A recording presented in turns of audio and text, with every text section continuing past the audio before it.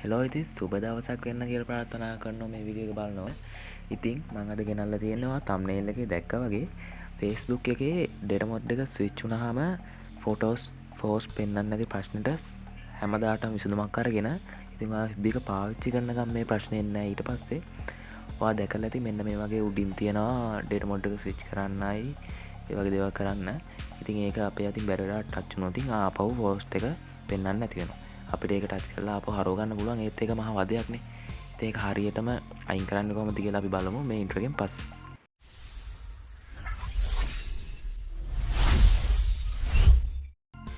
ඔයගොල්ලෝ ඉතින් Facebook එක ඕපන් කරගත්තට පස්සේ මෙන්න මෙතන මේ උඩ basic mode කියලා වැහලා තියෙනවා නම් ඔයාලට ඔයාලගේ ෆොටෝස් එහෙම පෙන්වන්න නැතුව ඇති Facebook එකේ post දාපු අයගේ.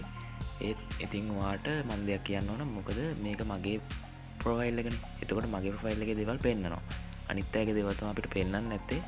මම මේක හදාගත්තෙත් ඔයාලට මේක පෙන්වන්න ඕන හන්ද මොකද කොපිරයිට් ප්‍රශ්නක් තියෙනවා. අනිත් කට්ටියගේ පෝස්ට් එහෙම මේ YouTube එකේ දැක්කොත් ඉතින් එහෙම කොපිරයිට් ප්‍රශ්න තියෙන හන්ද තමයි මම මෙහෙම එක්සැම්පල් එකක් විදිහට මගේ එකක් හදලා තියෙන්නේ.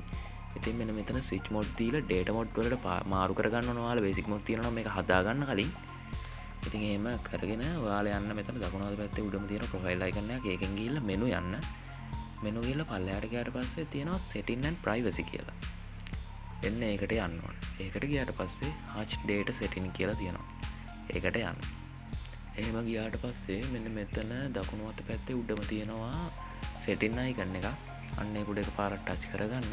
එහෙම ගියාට පස්සේ OPT out of basic mode කියන එක උඩ එකපාරක් ටච් කරගන්න. ඊට පස්සේ මෙතන මේ නිල් පාට එන OPT out කියන එක උඩ එකපාරක් ටච් කරගන්න. එහෙම ටච් කරගෙන ඉවරලා ඔයාලා මේකෙන් අයින් වෙන්න ඕන.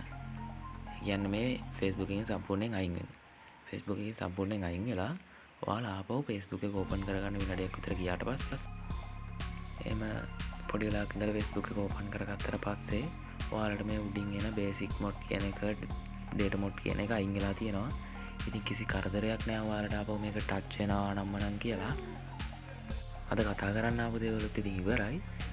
මගේ පොඩි ඉල්ලීමක් තියෙනවා. ඉතින් හැමදාම කරනවා වගේ මම subscribe කරන්න, like කරන්න, යාළුවන්ට බලන්න, share කරන්න. ඉතින් අපි ගිහින් එන්නම්. සුබ දවසක්.